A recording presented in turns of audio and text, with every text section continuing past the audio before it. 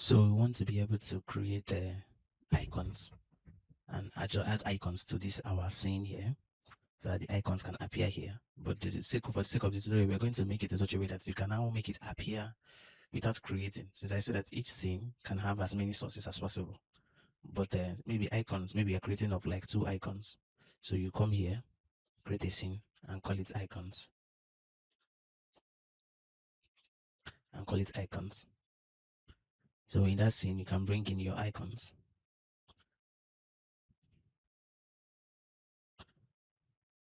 You can bring in your icons.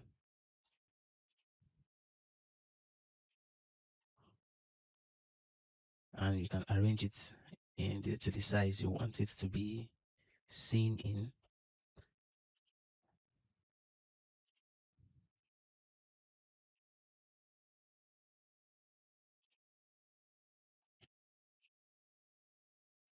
In the sizes you want it to be in.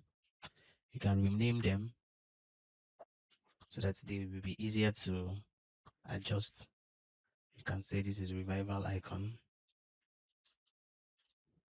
and this is drama ministration drama icon. So that way, so when you now come into your camera feed, so that it will be able to get what you want, like get the icons into here, rather than creating those, bringing the images here again. All you have to do is just click on scenes and bring in the scene known as icon. The moment you bring in the scene known as icon, the both of them automatically appear on your icon. This thing, you can toggle them on and off. You can go to icon and choose only this one to be active, and when you come to your scene, it is only this one that is active. And you can do it too in camera tree. In your next camera scene, you can bring in the camera again, and you see that they are, you across the production, you can actually control all your icons at the same time without affecting your general, without going through each of the scenes.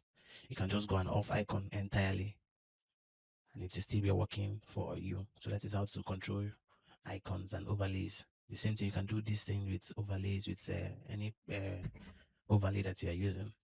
Rather than creating each of them in the sources, in the scenes, you just create a scene that has it and now add it in other scenes.